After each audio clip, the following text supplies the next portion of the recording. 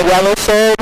We're volunteers. We're all here for the will to have the big data community stronger in LA. So please feel free to look us for help or make us questions or just thank us in the end of the day. Telling a bit about Big Data Day LA. This is the fourth time that we gathered this group. The first time in 2013, we had only 250 participants. In 2014, we already had more than double with 550.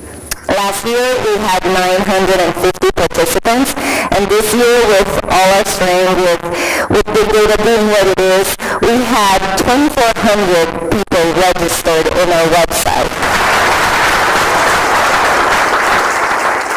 So not only 2,400 people registered, but we also have 750 people in the wait list. So that definitely shows how Big Data is strong, how our community is getting stronger, and the West LA will definitely be a place for us to stay, with the West LA College to enjoy the venue.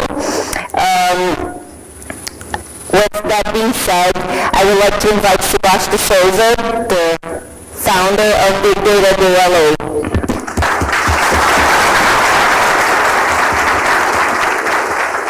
Thank you, Clarissa. So how's everyone doing this morning? Great. Good? Awesome. It's so great to see, people come and on a Saturday, take time off from your, busy schedules and come and spend time and learn more about the big data world, data science, and learn more about these new technologies that are emerging. We had a great day of sponsors, and we couldn't have done this with all of our, without the support of our sponsors. But we have a great event for you with several speakers, keynote, as well as our session track speakers. So a round of applause to our sponsors and speakers, and it's amazing. Thank you very much again. I appreciate all of that. With that, I'm going to hand this off to the next person. So we're going to have Ashwini come in and introduce our first speaker for the day. Thank you very much. Please feel free to stick around. We're going to have free lunch for you. We have an afternoon break session in the evening. We have a networking session.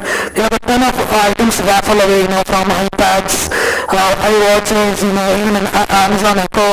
So if you go stick around, you can win some of those fascinating prizes. Some of our sponsors are also giving away great giveaways. So please feel free to stick around for that evening. Thank you once again, and I appreciate all of you coming down. Thank you.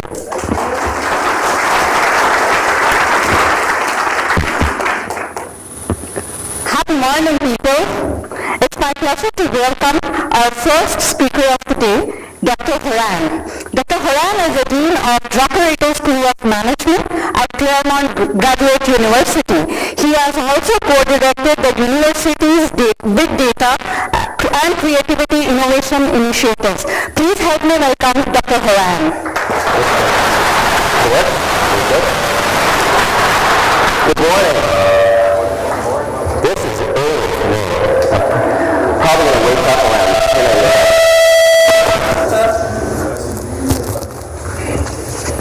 Hello? Okay, I'm done. This should not count us by 10 minutes. Anyways, it's a delight to be here. Big data, big people, I guess. It's amazing how many have showed up. I want to spend a few minutes talking about kind of the academic aspect of big data, the research aspect, and how at Claremont Graduate University, which is Claremont, California, down the street, we've been thinking about it and the kinds of activities we've been engaged in. One of the things I've been doing since being there at CGU over the last year or two is to lead a big data initiative across the university. For those of you who don't know, Claremont Graduate University is one of the Claremont colleges. Any of you heard of the Claremont colleges? We're on the, okay, wow. We're not invisible, good to know. And so we've been leading this big data initiative, and what we've done is led it from what we call a transdisciplinary perspective. So it's about big data, but equally, if not more important, it's how you use that big data. What do you use it for? And so those are the kinds of things that we've been engaged in. I'm going to show you a quick video, if I can be my own tech support here. And that talks about the initiative, and I think you'll get a sense of the kinds of things that we've been engaged in. We tested this out like 18 products on the internet. This conference really kicks off a big data initiative at CG, where we'll be looking at how we incorporate big data concepts, critiques into courses, into research, into our teaching, building our infrastructure here at CGU. What a lot of teams going into this new generation of research.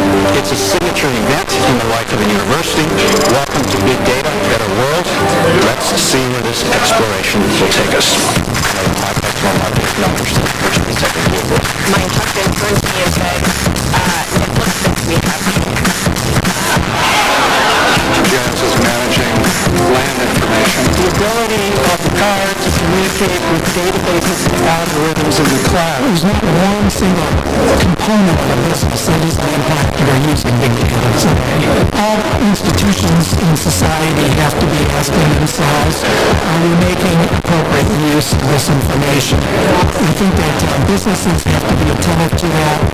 There's obviously security issues, but they have to ask themselves, are we doing the right things? The biggest challenge for us would be trying to find what are humans really good at and what are machines really good at, and focus the machines on doing the things that they can do really well, and have people focus on the things that the machines cannot do. Google's mission is all about using information to help improve the lives of others. Google is a very data-driven company, and the best way to get your ideas pictures and to make recommendations and solve problems is to use data. I'm hoping that the audience got a good sense of what happens in industry with regards to big data, what the critical skill sets are that are required, and what we're looking for in companies in the Silicon Valley area with regards to big data. So I think big data is the future. The computational thinking skills, algorithmic thinking skills, problem-solving skills, that's what's going to carry you forward in your career, and that's what's going to allow you to solve big problems in the future. CGU is on the forerunner of this kind of transdisciplinary approach that can transform our understanding of the world, how we approach the world, how we understand the world, and also how we predict the future to be, and how we understand the future will be. It's going to completely transform human behavior. I'm going to acknowledge CGU because they've taken a unique approach that is taking data from different biologies or different disciplines or different departments on campus, and they're using the technology of big data and GIS to bring people together to build a conversation, to get across pretty new insights is what the world needs to do. I think opens up new possibilities, not for a particular discipline, but including the humanities, to ask really, really big questions. Can big data help us have a better world? Can it be more just? Can it be more environmentally sound? So that should give you a little flavor for how we come around it, which is to say, output and big data used to make the world a better place. That sounds like a it's theme music. And so what I'd like to do in the remaining few minutes is give you some examples of how we've been doing big data research, to think about the world, to think about different insights that you can get to make the world a better place. Starting with business, there's a lot of ways that big data can affect performance markets, economies, that kind of thing. We've done projects ranging, I don't know if you saw in the video, sentiment analysis of car dealerships was really interesting, right down to the business level, to looking at supply chains throughout the U.S. And so we try and balance not only the technical perspective, but the business perspective. One study we did, which was just in a magazine last week, is look at the freight economy. How can you use big data to improve economic performance in states by looking at the supply chains in those states and how you can optimize supply chains. So that's a business example. Another example is health. Big data can have a profound impact on how we understand healthcare and in making healthcare more successful. In the Inland Empire, health reform is having a big impact. The IHP, which is a nonprofit providing safety net insurance, now has over 1 million members, due to Obamacare, but there's only 1,500 primary care physicians. So this chart shows red means a high gap between how many patients there are and the availability of physicians. So we're looking at a lot of data to help optimize healthcare delivery. Another example includes global concerns. That is, big data is not, you can get data on the world. And so we've been looking, and one of our faculty members collaborated with the Holocaust Memorial Museum to look at satellite data over time to detect when there had been human rights violations, such as villages being wiped out in Sudan. They could look at the satellite changes and have an algorithm can look at changes in the geography of places and see when all of a sudden a village has been burnt down. This is actually used in some human rights, international cases to show that genocide was in fact occurring. On the positive, we're using satellite and big data to look at this lower picture, environmental reforestation. How can you use that data, look at it over time to see whether or not reforestation is happening, whether or not drought conditions are getting better. So there is a way to look at big data to improve our global concerns. So what does that mean for us as an educational institution? It's really causing us to change how we operate. We launched this big data initiative, and of course, at a university, faculty are like, I don't know if the kids want big data. Well, you know the answer to that, right? Some 25% of our students have now taken something in the big data arena. And we're doing it across disciplines. We're doing it across social science, business, technology, looking at design thinking, data mining, and so on. So we've now built it into how we deliver graduate education at both the master's and PhD level. So we're very, very excited about this. We think it can have a huge impact. We're delighted to see its use in business, its use in health, its use in environment, its use globally, and really want to encourage those of you who like big data and care about big data to think about how can you use that data to really make a difference. So with that, if you want to talk to myself or some of my colleagues, we'll be around.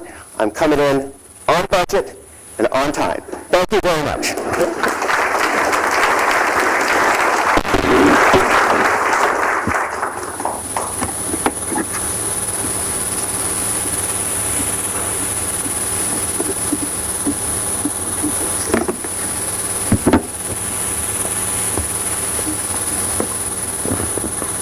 Thank you, Dr. Horan. Can we have another round of applause for Dr. Horan?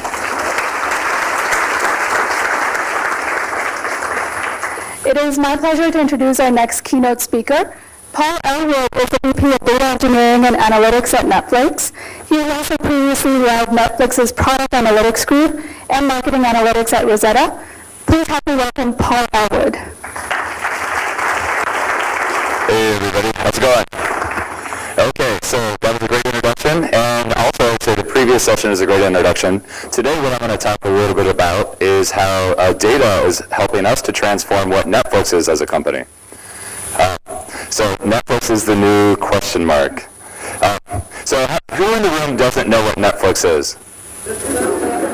Okay, good. Otherwise I was going to have a conversation with our marketing department. We're good there. Okay, but I do want to tell you what we aspire to be. Netflix, we're really hoping to see in the future Netflix to become the world premier global internet TV network. And we want to stay true to our principles, no commercials, subscription service, on demand. You can watch it on any device that's connected to the internet, easy to cancel, all of that. We want to give the whole world that. And that's a big goal. We started this service in 2007 with our first streaming, and it was underwhelming, to be sure. And we've made a lot of progress with our biggest step happening here in January, where we actually launched Rest of World. And what that meant was, with the flip of a switch, we became live in nearly the whole planet, China and a couple other small territories excluded. Needless to say, that added a lot of complexity to what it means to run Netflix, and we're leveraging data everywhere to help us figure out how to do it better. So, this is a talk about data, but first of all, I do want to just give you an introduction to the Netflix culture, because it is really foundational to who we are as a company. At the house level, it's about freedom and responsibility. And so what does that mean for us? That means we try and hire fully formed adults who are really great at what they do, and then give them the freedom to execute on their responsibilities. And so what this means is we don't like process for process sakes. We don't like micromanaging. We really want to let people use their best judgment to do what they need to get done. In order for this to work, there are a few key principles that we need to make sure are intact. Number one, we try and keep an environment of stunning colleagues. So, no mediocre talent. We almost think of ourselves as a sports team rather than a family. And part of that is we don't have brilliant jerks. I'm sure everybody in this room has worked with a brilliant jerk. Hopefully none of you identify as a brilliant jerk, but that's a separate story. But it's really critical for us to create an environment where people really enjoy showing up to work every day and feel fully empowered to do what they need to do to help us fulfill that vision I just shared. Okay, let's talk about data. This is probably my densest slide, I promise. This is actually our data platform. And as you can see, lots of components to it. I'll try and walk you very quickly through the major parts of it. In the upper left, you have our data sources. We get most of our data either through our source systems that are logging events, dropping them on Kafka. We get 700 billion events a day on Kafka. Or from Cassandra, we'll pull that data down through a system called Aegis. I don't know how to say it. Aegis this. And all of that lands in S3. And our S3 instance right now, where we keep all of our analytic data, is 40 petabytes. So it's pretty large. We use technologies like Spark, Python, and Pig to transform that data into basically a centralized data warehouse that the entire company can use to understand everything that's going on with Netflix. We do have some other data stores like Druid, Redshift, Teradata that we use for various reporting use cases. And then finally, we're building analytic products in MicroStrategy, Tableau, and also custom web apps in D3 that enable us to really access this data. Okay, so now I'm going to talk about how we use all this data. And it's sort of bucketed into three sections. The first is programming. It's a really big challenge for us to figure out what we should put on the service. Obviously, we don't have infinite budget, so we need to make the right decisions. And we need to not only now make those decisions for just the US, but really for the entire planet. And how do those decisions change, when you're programming for Japan or South Africa versus the US? So the first thing we're trying to do is build a content knowledge base. And you can think of this as a central store for everything that you can know about a piece of content. So, title, talent, reviews, viewing numbers, box office, whatever it is. And, this is something that obviously involves a lot of data sources that we have internally. Who's watching what? How far did they get into the show? Did they abandon the show? When did they abandon the show? But it also includes a lot of external data that we bring in, integrate, so that we really know as much as we can about every piece of content that we might put on the service. Then we're looking for opportunities. At the end of the day, it's about making decisions about what to put on the service and making decisions about how much to pay for it. And, in Hollywood, it's a pretty concentrated, but we're now, as we go global, figuring out how do we buy anime? How do we buy Korean dramas? How do we buy Bollywood titles? We're figuring this out and trying to find those best opportunities that we believe will give us the best ROI. A big part of what we do is try and figure out how a title is going to do on the service before it lands on the service. And as you can imagine, there's a lot of predictive modeling associated with that. And it's really about figuring out what features coming out of that content knowledge base are most predictive in what areas of the world and for what types of content. Then obviously measuring the performance. A big part of what we do is really trying to understand who's watching what, how's it doing, why is it not doing well, should we merch it differently, should we put different images up, should we advertise it differently. A lot of analysis around how a title's doing. And then finally, at a more macro level, how is our catalog doing? You know, it's one thing to have a great title. It's another thing to have a healthy catalog that really meets the needs of the population that you're trying to serve. And, you know, so looking holistically, should we buy more Bollywood? Should we buy more Korean dramas? Should we invest more in another season of Orange is the New Black? You know, we need to make those decisions market by market. Next area of focus is digital supply chain.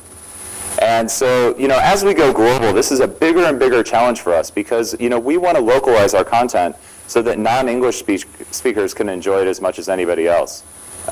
You see Chelsea up there. She actually has really put us to the test on this because when we film an episode of Chelsea, we want the whole world to be able to watch it within 24 hours. And so that means, you know, creating subtitles for something that, if any of you know Chelsea, is fairly unscripted. And so we have to do that very rapidly in a bunch of languages, and it's really put us to the test in terms of how efficient we can get. Also, you see the devices there. Most of the world relies on mobile devices to consume content much more than we do in the US. And so we need to get much, much better at encoding our content so that it has the smallest data footprint possible so that you can download it over a mobile network or a spotty Wi-Fi. And so, you know, a lot of effort goes into that. It's become even more critical as we've gone global. And then finally, quality control. You know, ideally, none of you have ever seen your content flip out, but you know, there are issues in the encoding process, and so how can we get better at detecting those? And then, you know, I've talked about digital supply chain and programming, but now we're becoming a Netflix studio. And what this means is we're creating our own content, and we're not relying on other studios to do it for us. So we have some big high-profile projects already in the works. A movie, War Machine, that Brad Pitt stars in. Angelina Jolie is directing this film, First They Killed My Father. And then at the end of the week, we're actually going to be launching Stranger Things, which is sort of a throwback to 80s horror thriller. Just check it out. It's really, really good. But these are all things that we created ourselves instead of relying on other studios to produce for us. Okay, so 2007, we started streaming. Just in January, we're in almost the entire world. And, you know, honestly, I have no idea what our story is going to be in 5 years. So Netflix is the new what? Not quite sure, but I'm excited about how we're leveraging data to really help us get there. That's it for me.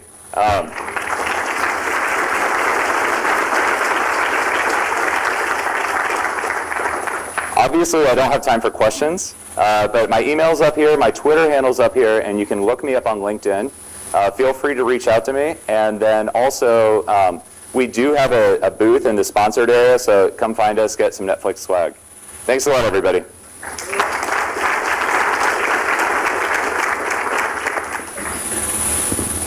Everybody give a big hand to Paul. As a reminder, Netflix is one of our platinum sponsors who makes today happen for everybody. So thank you, Paul.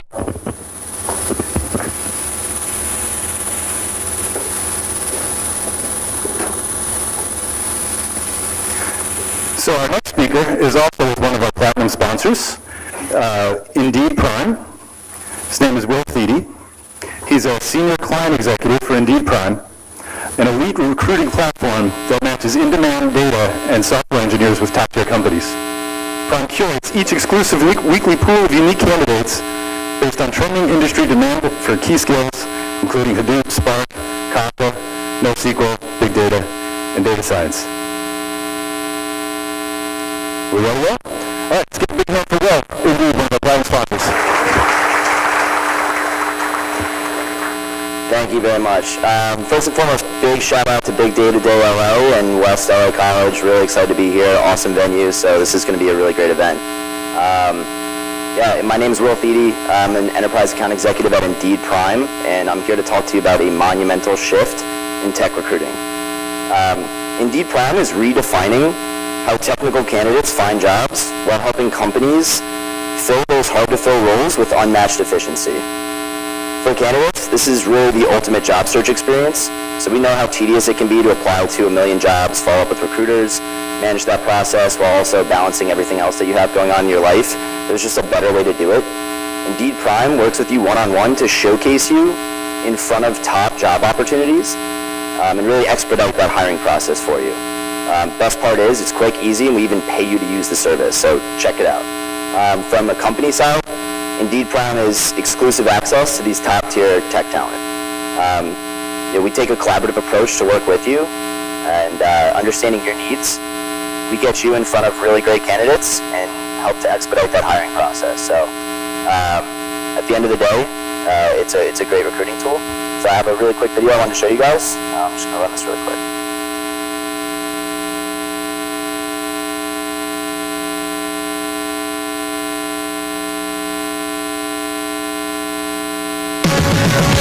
Welcome to Indeed Prime, where the best companies are finding top talent. Prime has an exclusive employer network in 6 key hiring markets.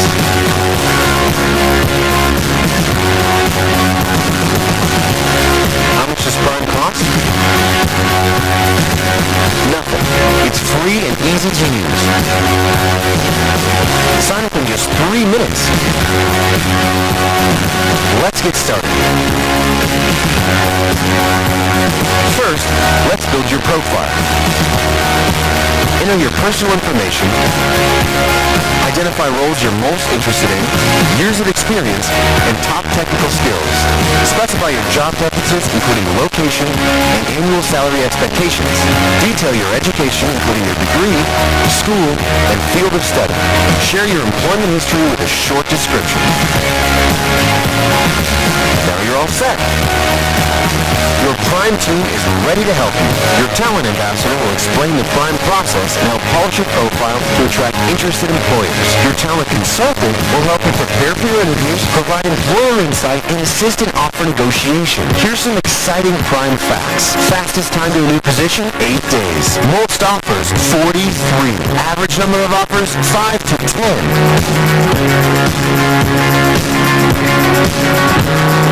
You've landed your dream job on Indeed Prime. What's next? You'll receive a $5,000 signing bonus. Refer a friend and receive a $2,000 referral bonus if they are hired.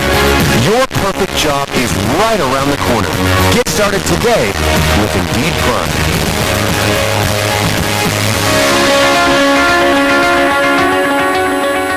Very well. So really excited to be launching in LO. We have a booth outside with the Netflix guys. Definitely come out, talk to us if you're a candidate looking for a job or a company looking to hire. We'd love to chat with you. Also, $5,000 signing bonus for candidates who sign up at the event, and employers we're offering a free hire. Welcome. Thanks a lot, guys.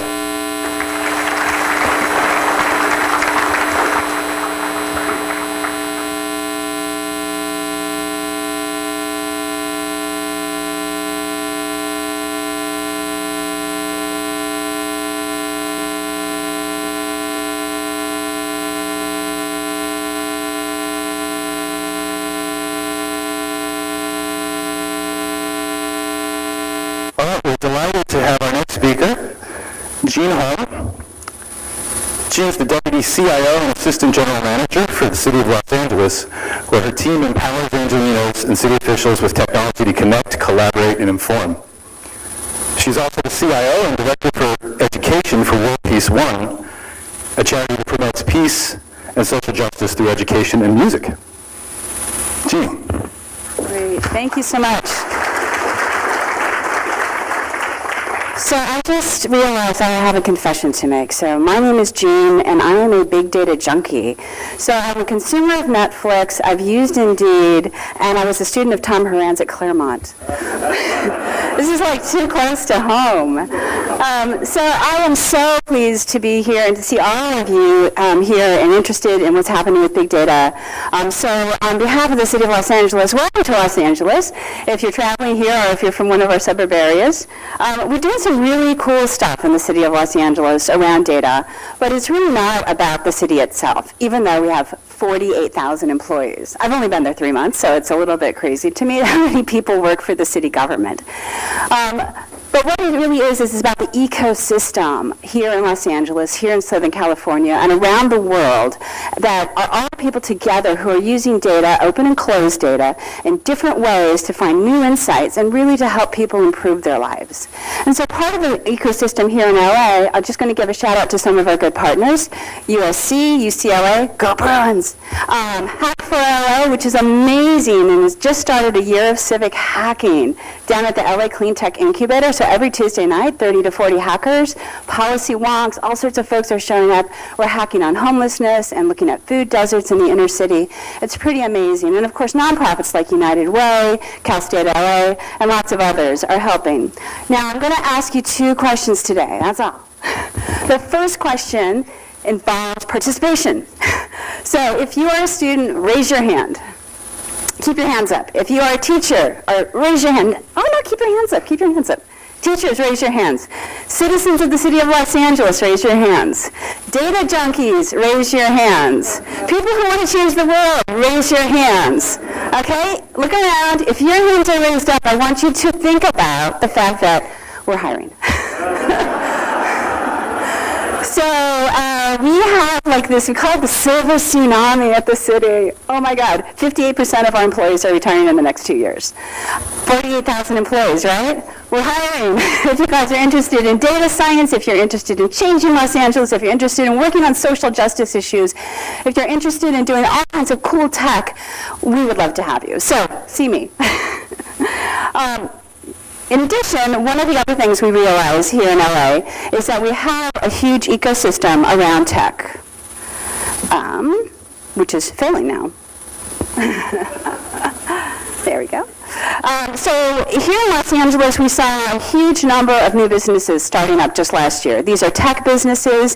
Y'all heard of Silicon Beach. Of course, we have it actually spreading out all around the city. So better than that, I can't even remember the name of that place in Northern California that does tech, because we are so much better, because they only have it in this little valley area, and we have it all over in Southern California. But here in Los Angeles, we're really booming. So here, if you are looking for open data, of course there's data.gov, which was my previous project at the White House. But here in Los Angeles, we have the Los Angeles Open Data Portal. Tons of information, over 2,500 data sets that are curated and provided by all these different city departments. We put them together in interesting ways. And what we're really trying to do is understand how that data can be used by all kinds of Angelinos. If you're a GIS junkie, we have a GeoHub that's just focused with our partner Esri on looking at how we're trying to create geospatial data. And some of the ways that we've been using that is really to look at transparency in government. So part of it is all of you pay taxes wherever you might live in the country, and those taxes get used in certain ways. So this is our city controller's portal. He's looking at what are we actually doing with our city taxes? How are we spending that money? Every penny needs to be accountable to all of you in an open and transparent way. And what changes is that making in the city if we spend money in different kinds of ways? We also looked internally and kind of tried to understand what are some of the really serious issues facing Los Angeles. And it turns out that in a car-centric culture, we have this really sad statistic of a high number of pedestrian and bicyclist deaths. So when we really started looking at this, I mean, everybody's like, oh, okay, make more bike lanes. You know, it's really hard in a city with 22,000 miles of pavement, paved road, that we actually are trying to figure out how to, you know, create this infrastructure. So what did we do? We looked at the data, right? So we looked and realized that 60% of the deaths by bicyclists happen at 6% of the intersections. Okay, now that's something we can actually do something about. Then we can put police officers during rush hours. We can go in and look at how we can re-strip that areas and restart the bike lanes. And we can really make a difference because it's not this unbounded, intuitive, gut-level idea about what's causing us. It's a data-driven decision about how we're going to spend scarce dollars to make a better LA. We also open this up. So this is from the LA Times. The LA Times takes some of our data, combines it with some of their own to let people get real insights into their neighborhoods. So here's our South Central LA area, talks about what's going on, as well as issues related to the demographics, unemployment, and how we're going to be able to make a change to that. this is a really cool little project, totally citizen developed, led by a guy named Andrew Douglas, and he's an urban gardener, like he's completely a junkie about that. And so what he wanted to do is find out all of the open parcels where people could create urban gardens. And so he created LA Open Acres. And so this grabs some data from the city, some data from the county, a little bit from the state, and then he had sort of troves of friends go out and survey some more. And so out of these are 22,000 open parcels.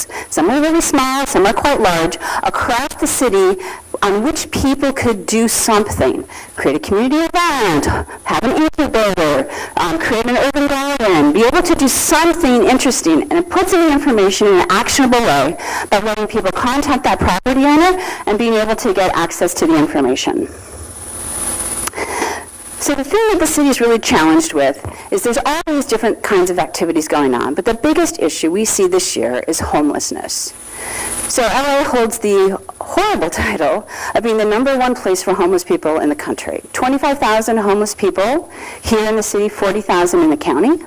People who are unsheltered every day, whether it's the heat or the cold, just the issues around all of that. So this year we've pledged $138 million to try to get permanent housing for our homeless people, and that's part of a $1.8 billion effort over the next 10 years.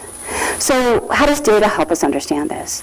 Well, the issue becomes one of how do we not only understand how to house people, like identify people, approach them, help them get the services and support they need, get them into permanent housing, but how do we start to predict and use big data in understanding how do we know if a person is 6 months away from being homeless, a year away, two months away?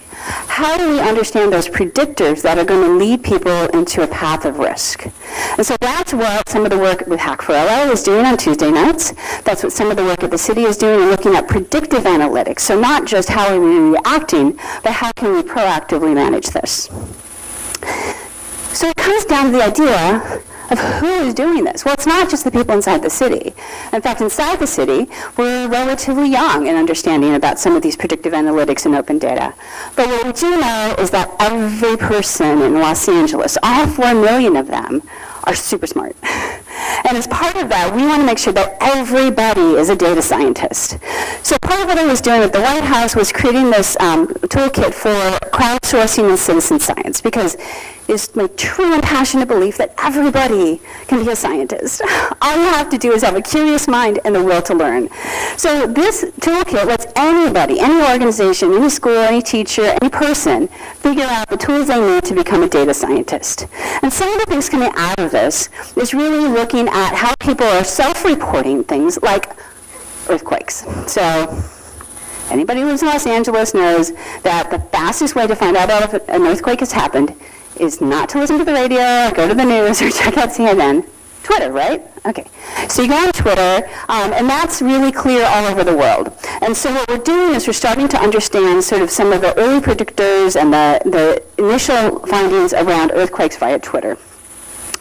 We're also training kids. So this is one of our young scientists looking at migration related to the fact of how climate change is changing the way in which animals migrate across the country. This woman is looking at issues around how we're trying to look at disease outbreak in herds of cattle and be able to better manage that. And this is a group of my students. So I teach at UCLA. And this is a group, and I don't teach on campus because, well, I used to teach on campus. Some of my students are here today. But I actually teach down in South Central because I really believe that anybody can be a data scientist. And so I take courses on innovation and transforming your community down into the neighborhood. And so you'll hear today about how hard some of these things are, Hadoop and Tableau, which are awesome tools. But this is the tool that I start my data scientists with. Legos. Because it's really about starting to construct in your mind the transformation that you see in the world. And so those are my students. They're young, they're old, they're people who are not traditionally in college, they're homeless kids, they're kids making a difference for the whole world. Part of this is really part of the UN Sustainable Development Goals. How can each of these little pieces put together make a difference in the world? And it's really this whole open data effort, the whole big data, is part of democratization of data that we're seeing across the world. So my second question and last question to you today is, what do you want to do about it? Now here's what I think. I think that each of you has the power in you to unleash this data and help empower everybody here in Los Angeles and be the data hero that I know you can be. Go forth, my friends!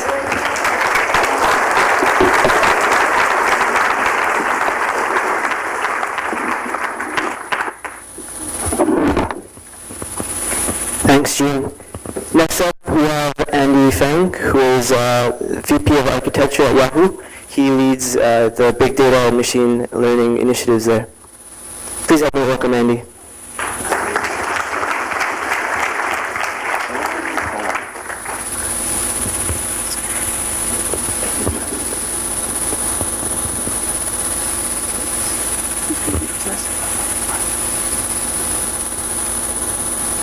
Is this yours?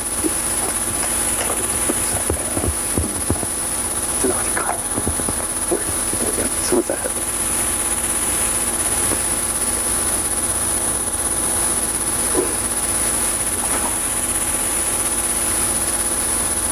Hey, good morning.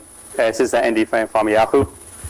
So what I wanted to share with you is a journey my company has gone through for the big data. Right? Actually, many of you heard about the Hadoop. Hadoop was born in Yahoo about 10 years ago. We gave birth of the Hadoop for the sake of the search and advertisement. And since then, after a few years, we donated Hadoop to the Apache Software Foundation. And since then, I think big data industry started, I guess. So we have continuing lot of development and a lot of applications.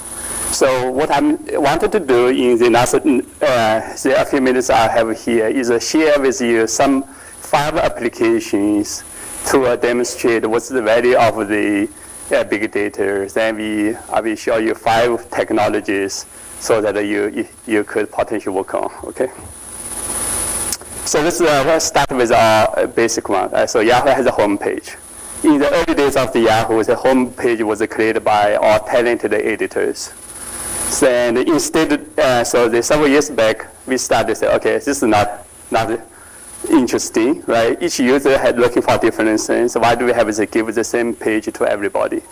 So what we wanted to do, decided to do, is using big data to provide personalized content of our home page. And that is certainly much more important, especially if you look in the mobile world, right? You have a small screen, you just only have shorter attentions to your content. So in order to do that, so behind the scene of these things, you need to understand all of the content, understand the user's interest, and to do the recommendation. We are not doing the movie, but we do the content, right? So that's one. And the second application is our photo service. So many of you upload, using your smartphone, take a lot of pictures. Over the years, you have took huge number of pictures. Now the question is how you find your picture, right? If you just started to navigation through the days of the pictures, it's going to be really harder to find a particular picture. On the other hand, so what you wanted to do is address search, based on what's in the picture, find them. So last year we launched this, we call it the magical view of our photo service. So what I have over there on the left-hand side is the tag or the categories about your pictures. So those are identified by big data, machine learning things. And then once you go through there, you could find your corresponding pictures in it. So a few pictures here is like my personal picture here, like on the forest, on the mountains, in front of some buildings, in front of a particular, architecture things. If you look at them, it's quite accurate. I mean, even so, you could find a few of them actually it's not really accurate, but it's good enough, right? So that's the second. So then, now we have those, like the third one is just a very boring app, like weather, right? Just think about what you're going to do with the weather. So some of us say, maybe we could have given a user a better experience. Instead of giving a very boring, weather app, why don't you give a more engaging experience? We call the Yahoo weather. What I have here is a beautiful picture as the background to give you the feeling as if you are in the particular locations. So in order to do that, all of the picture actually is given by all Flickr users. It's not created by some talented photographer we hired, right? So you have lots of them. Then the question is how you find the beautiful pictures for all users. And also in addition to the be beautiful, also you want it to be really relevant. If it's a raining day in Beijing, show some picture is raining, And if a cloudy day in somewhere in San Francisco, you show them some cloudy pictures. Then mail is yet another application, right? So we receive, each of you, I think you have lots of, you may not aware, how many spam emails we receive in our mail, in our mail service. We remove them all. And then on top of it, we also provide this thing we call the smart view here. It organizes your emails. Because each of us just receive too many emails. You have, we want to help you make your life easier. So find those important pictures for you, find your travel emails, all those, all the emails for you. All those things is not possible without big data, right? Then third one, right? I guess this is my last one. So the search. When you come to our search page, you type something, we need to understand what our intention is. So we need to rank a content, is related with the content based on your interest. And also we try to make some little bit of money out of it. So those ads need to be relevant to your user experience. Okay, so that's the 5. So now let me just give you a little bit of flavor about how we do the ads serving, right? So in order to do this, select the ads for you, we actually cranking lots of data and apply machine learning algorithms. So one particular approach we take was try to learn from the data under the semantics of the ads, semantics of the query. So instead of understand all those characters, we have actually each of them we have a numeric vectors of your thing. So then what we do is when your query comes in, we just find using the computing the semantic vectors to find the very similar type of ads for you. So what that give you is the ads very close to your interest. On the other hand, for the advertisers, they wanted to reach you. But the way they try to reach you today is by type a few keywords. But it's really hard for the advertiser to enumerate all the keywords. Instead of doing that, we want to say, okay, we do the big data, we do the machine learning. We should be able to enumerate, you give me a few of them, we will enumerate the remaining for you. So what's the impact? So we started working with this thing last year. Here's the number, 17% lift revenue per search. That's the impact of the big data, what you could do for a business. Okay? So this is that. Now we wonder, say, okay, sounds like big data could make difference for your business in all those different areas. Then some of the technologies, hopefully we have a few technology here. You may wonder what can I do here, right? I think that as I mentioned earlier on, big data technology, we have been, some of us have been working on about 10 years. So you may wonder if the technology is really mature. I think that I have to tell you the good news is not mature at all. So here's a few technology we have been working on. For example, early this year, we released a piece of the technology we call the Cafe on Spark. It will enable you to do the distributed deep learning.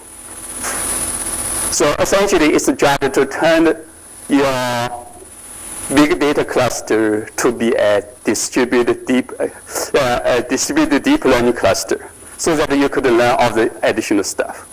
And it is, a lot of work you could do over there. And the second, the other area for the interactive analytics. You have a huge amount of data. How you quickly, do the analytics. For that purpose, many of us have been working on new technologies. For example, Yahoo team, we released the Sketch library last year. And I think in the Netflix slides, they mentioned about the Druid. So many of us are actually working on it. There's a lot of issues we still need to work on it.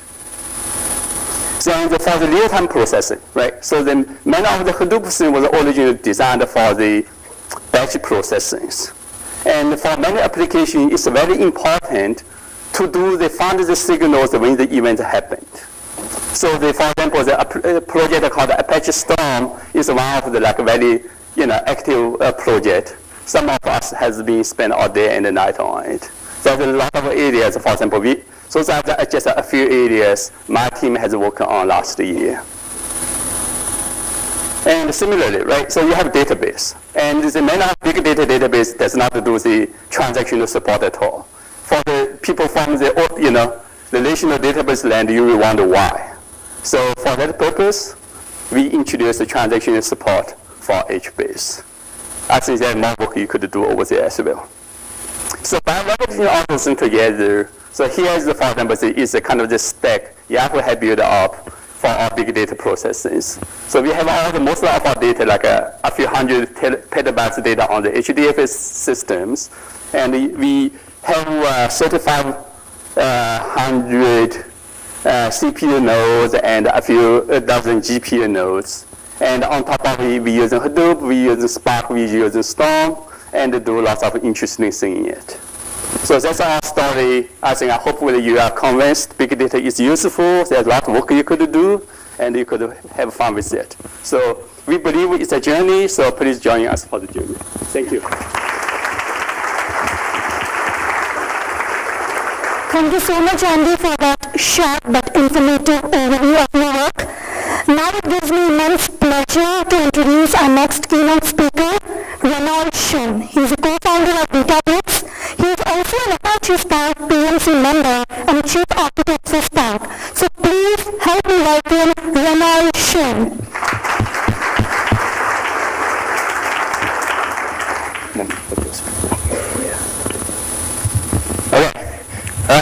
Thanks for having me here, and I know a lot of you are probably not morning person like me, so waking up pretty early, going to a room that doesn't really have Wi-Fi isn't. So I try to make it up. I do have Wi-Fi though, because I need to do a demo. So today I'm going to talk to you about scaling big data from a Spark perspective, and by scaling here, I don't necessarily mean a lot of what you have in mind, which is about how much data you have and how much data you can handle. But rather, I'm going to talk about more from a Spark perspective, how we can grow the projects to make it much easier, actually, for everybody here and a lot of people who are not here to be able to work with big data. So when you think about working with big data in the terms, everybody's talking about it now, but if you're going back 10 years, it's really, you got to have a sort of mini Einstein to be able to work with big data. And then, very soon, actually, a lot of companies with fairly sophisticated engineering teams actually started working with a large amount of data and extracting value out of it. How do you know if you have a very sophisticated engineering team? Well, we start bragging about the number of petabytes you actually have. So Netflix just did it, Yahoo just did it, I'm sure Google's doing it, everybody, a lot of value companies here is also doing it. But really what we're seeing is there's no reason why using big data needs to be restricted to a very small, sophisticated engineering team that have rigorous trainings, hundreds of people, large-scale clusters. Rather, we want to be enable. Everybody is coming from physics background, coming from statistics background, coming from mathematics, to be able to actually use big data. These people might have been using data, you might call it small data, medium data, on a single laptop in the past. So, for example, they're using R or Python, and sometimes you might hear the terms of citizen data scientists. So how do we enable them? And from a Spark's point of view, really, we're trying to focus on 3 different areas to actually make it much easier for people to process data. And the first is you want to have an engine that's actually be able to handle a variety of workloads, so you don't need to be learning a lot of different things and integrating and operating a lot of different systems. And second, we focus a lot on actually creating high-level APIs that's much easier to learn. And sometimes the best APIs are the ones you don't need to learn. It's the ones you already know. So for example, the data frames APIs in Spark that was created last year essentially mirrors the data frames APIs in R and in Python. So data scientists are already familiar with those tools. They don't need to learn a whole new paradigm in order to just work with slightly larger amount of data. Last but not these data tools really only as useful as the amount of data you can find and read. So really, a very important goal of Spark to integrate very broadly with a variety of different systems. Pretty much anything you can name, you can do it. So here's just a public service announcement. So Spark 2.0 is actually coming out pretty soon. It's a pretty major chapter in the history of Spark. They focus on a lot of different sort of aspects that's making data simpler to use, including sort of new APIs that's easier to learn, polishing the old APIs to make it easier to use and easier to learn, streaming support, how do you productionize actually data models you built in the past, and all of that. But more importantly, as the project scales, it's actually a lot more important probably to look at the broader ecosystem, the kind of libraries that's being built on top of the core engine. Because just having an engine itself isn't that useful. So engines can only do as much as you can put into it. So there's actually broader things that's happening. For example, I think Andy here talked about deep learning on Spark. There's actually, as far as I know, 4 different deep learning on Spark implementations out there. The sort of graph implementations, and I have no idea what happened.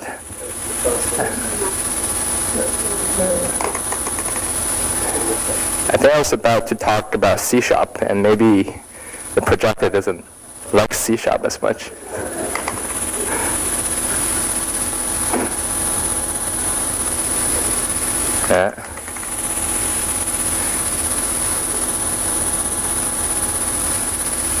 C#, Node.js. So if you, so in the past, Spark, we can program it essentially in Scala, and we added Python loader, we added R loader, and it's also Java. But now we can actually program Spark with C#, if you use that, or Node.js for the front-end developers. So the other second aspect is, on one hand, I want to make the tools simpler to use, but on the other hand, there's sort of a big problem of how you grow the user base, how you reach out to a broader number of users and enable them to actually use it. And here I'm going to talk about 2 sort of separate initiatives. The first one, actually,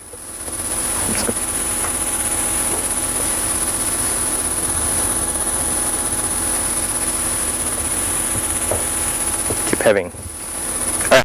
So Stack Overflow actually did a survey earlier last year, and they published the result this year, which is an annual survey with over 50,000 users that actually took the survey. It turns out one of the survey questions is of the correlation between technology you know, understand, and the income. It actually turns out Spark and Scala tops the most sort of highest earner tech. What this means is, it doesn't mean if you learn Scala or Spark, you will actually make more money. What it means is there's sort of a strong correlation between the two. And this is sort of one way to indicate the evidence for the demand in big data, because there's not enough engineers or data scientists actually understand how to use this kind of technology. There's a strong market demand for it. So how do we fix that? Rather than doing training sort of in a smaller scale, we figured one of the best things that happened to education in the past 5 years is MOOCs. So we started experimenting with the idea of massive online open classes in the last year, and we started doing 2 of them last year, and this year we're actually doing 5.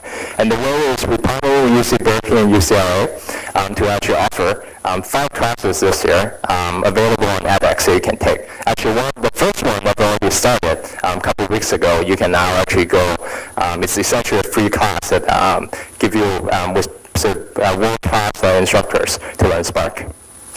The second one is actually Databricks Community Edition. So this is a free version of Databricks with almost all the features available, with one limitation, which is the cluster size. So we'll actually give you a very powerful cluster of one node, and 6 gigabyte container. That's a joke, in case you haven't. But it's much less about the amount of computational resources you're getting here, but rather the full suite of tools that's available to you at your fingertips that you can use to actually learn Spark. And what I'm going to be doing here is to do a quick demo. I was told by my engineering team, don't do a demo on a Saturday morning when there's nobody on standby, but I'm going to try it here regardless. Okay.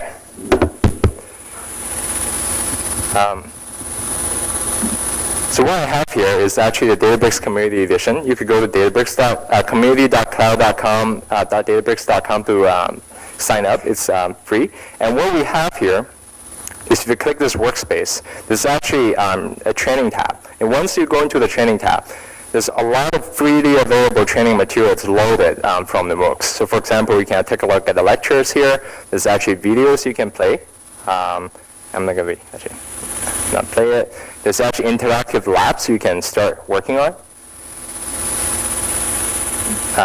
And you can actually start typing code once you import a notebook and start experimenting with Spark. But here, I'm just going to do a small, quick demo on Spark 2.0, which I just talked about. So for anybody that signed up for the account, you can come here and click Create Cluster. And then you can start typing a name for the cluster. And then it's going to tell you, actually give you a 0.88 course with 6 gigabytes of RAM. But a pro tip, it's actually more than 0.88, and you're actually getting 3 cores under the hood. We're lying about it. So you don't have to set up the expectations too high. So here, one of the big API change in Spark 2.0 is actually this thing called Spark Session. And what a Spark Session is, it gets pre-initialized in the Databricks notebook or in the command line repo when you use open source Spark. You just type in Spark, and it actually returns you a Spark Session. So this is the entry point. Just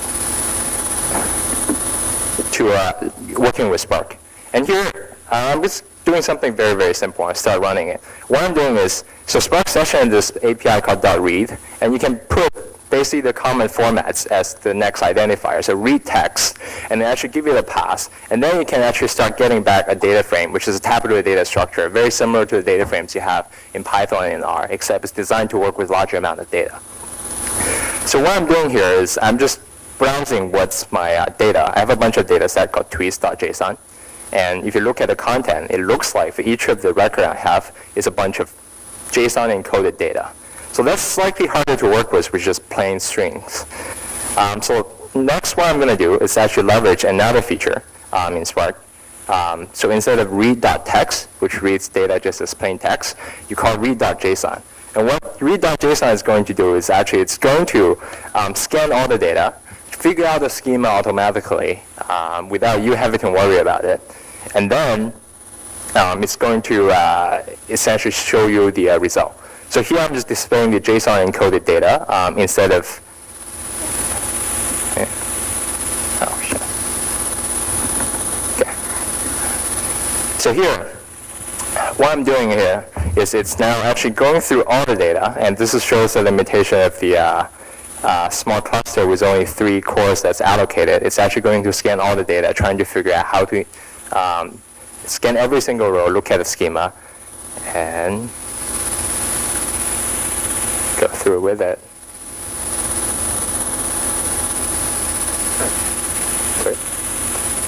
Okay, while we're waiting, I'm just going to keep going. There's a reason why I want to work with a cluster.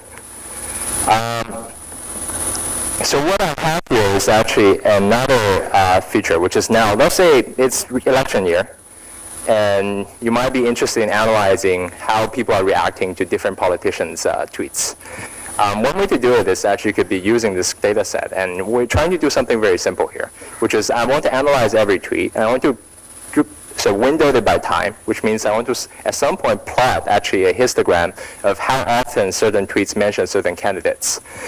So if you think about it, it's actually something fairly annoying to do in SQL, because you have one-way unstructured text that you're trying to analyze, and then you want to produce a structured result. And if you want to do this in plain SQL or sort of a fixed rigid data frame API, it's actually somewhat annoying, because at some point to map text, free text, to one or more candidates. But one nice thing about Spark is actually integrates really nicely with programming language features. You can actually define almost what we call usually defined functions inline rather than having to create it separately. So here what I'm showing is actually, I'm selecting essentially when a tweet is created, and then I'm just selecting the text of the tweet. And I'll call this flat map function. What it does is I'm defining a set of candidates, and for each of the candidate, I'm going to see if the tweets contain the candidate's name. And if it does, I'll emit one tuple. And flat map essentially flattens all the tuples being emitted. Okay, after my lengthy explanation, my JSON is still running. I'm running over, okay.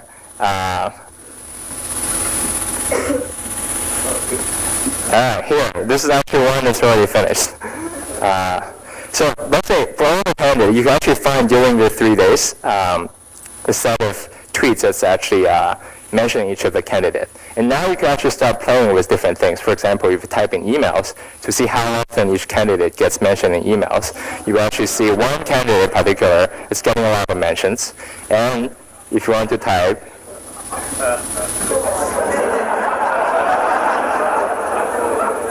all right.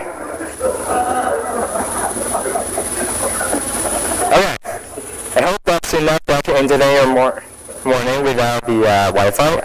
But okay, I can't really get this to show. But thanks a lot for having me here. There's actually a survey about Spark that you could actually go fill out. It will actually help us guide us through the future directions of the project. And thank you very much for having me here.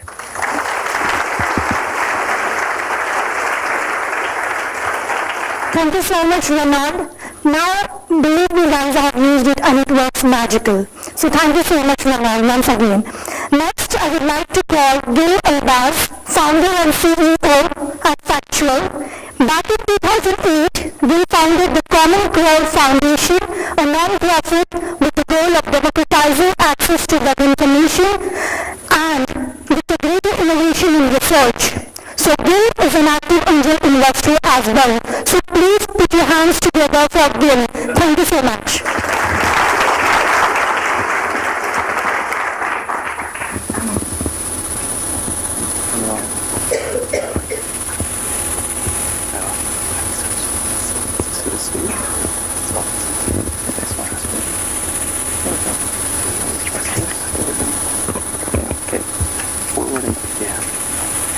Morning. Thank you.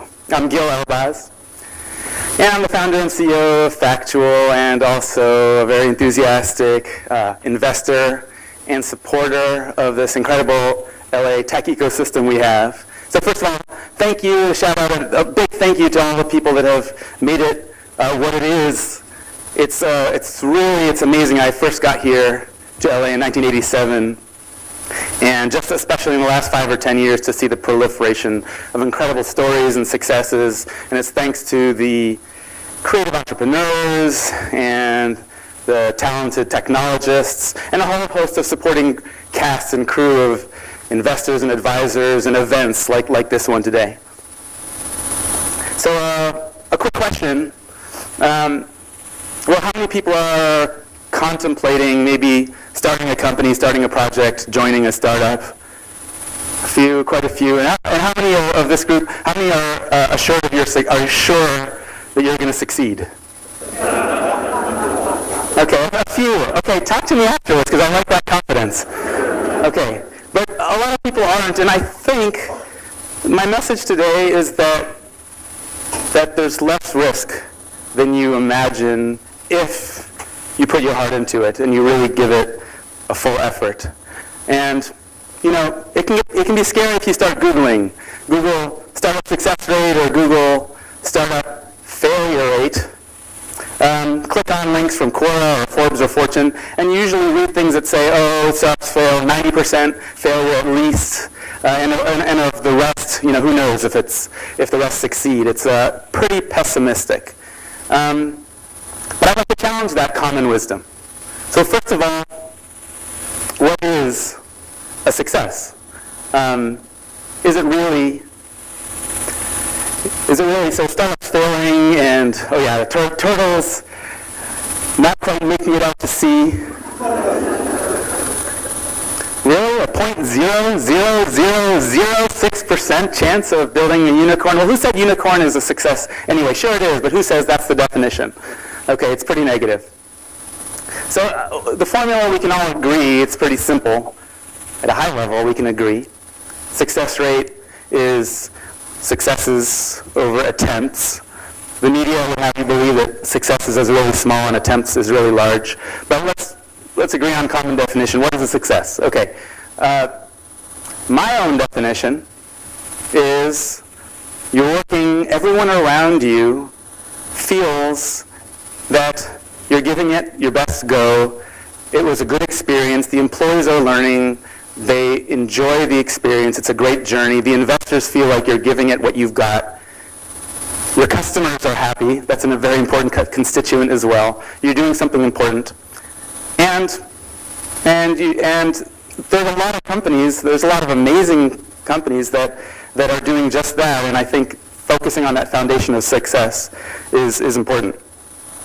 Now, don't get me wrong, unicorns, that's great. We should all aspire to that as well, but it starts, I think, on a foundation of this altered definition of success. And if you think about it that way, it's not quite success numerator that looks like this, it's more like that. Okay, we can get a little bit more optimistic.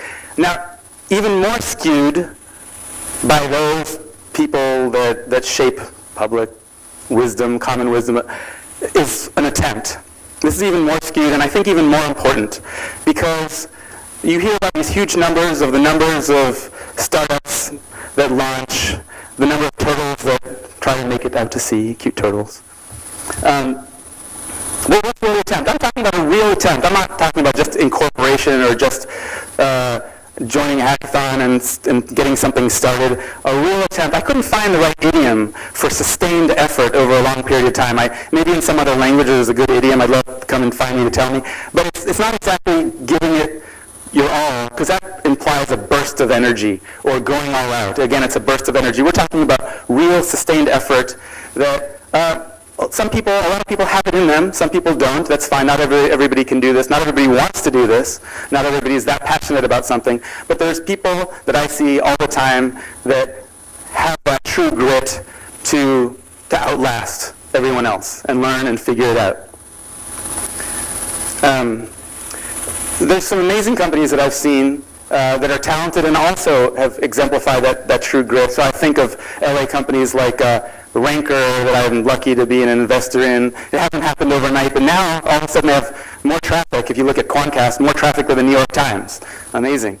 And a Datapop that was the first launchpad, one of the first, in the first class of launchpad companies. And it's taken a while, but they're a very important arm of the large public company Criteo. And Cornerstone On Demand that did make it to kind of that unicorn status. It's one of the important, successful public LA tech companies, but it didn't happen overnight. I was inspired, I think in part, learning about grit in college. Somehow I joined the cross-country team. I'd never run before. I guess at Caltech you can kind of join most any team. They're happy to have you. It's not exactly an athletic powerhouse. The cross-country team actually was pretty good. It was quite good, and I wasn't. But I joined. It was fun. But I was inspired. So I never became a great runner, but I was inspired by our coach. It so happens that a coach, Jim O'Brien, when I was there, he was one of the top ultra-marathoners in the entire world. He set the course record on the Angeles Crest 100-mile race through the mountains north of us. He set the course record in 1989. It still holds. Unbelievable. And so learning to run, I think I learned a little bit about grit and perseverance. It turns out an ultramarathon is about 100,000 steps. I like this analogy that, well, at least the role that I have running my company, Factual, it turns out it's about 100,000 things that you got to do to succeed over a 10-year period. My first company was about 10 years, the entire journey. This one's going to about 10 years.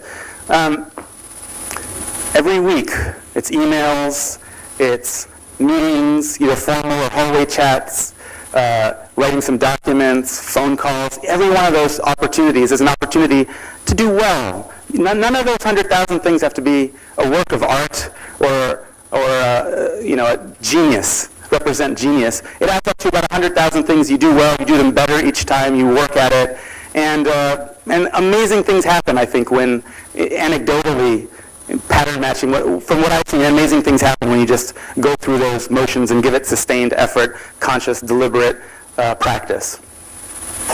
Now, is the ultramarathon a really good analogy for starting a company? I think this might be a better analogy. So ultramarathon is not on my bucket list, by the way. This one, I think, this one is on my bucket list. I have a friend, we've committed at some time we're going to do this. It takes a while to hike 2,650 miles from Mexico to Canada.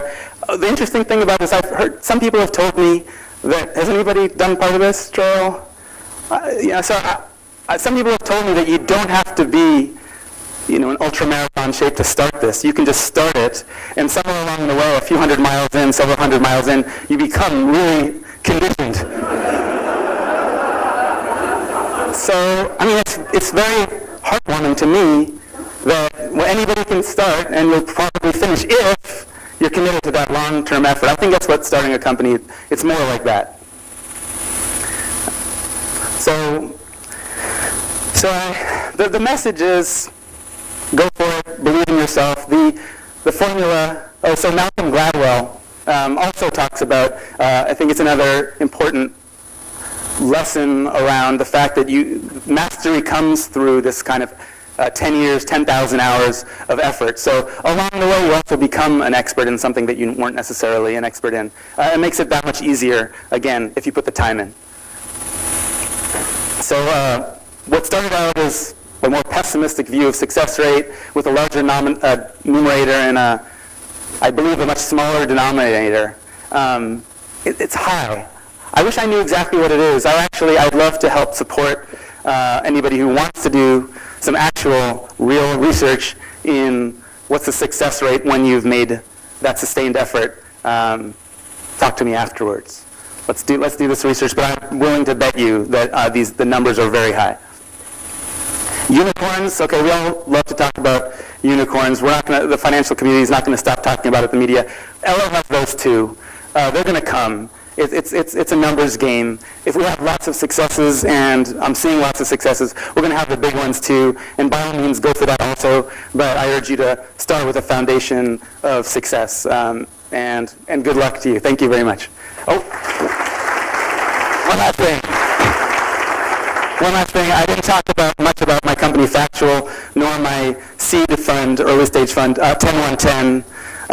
Factual, we're definitely hiring in Century City. Who's around here from Factual? Okay, in the back. And then 10110, Austin and Dave, where are you? Okay, in the back as well. Well, find us, 10110, investing in great companies, and Factual hiring all sorts of people. Thank you very much.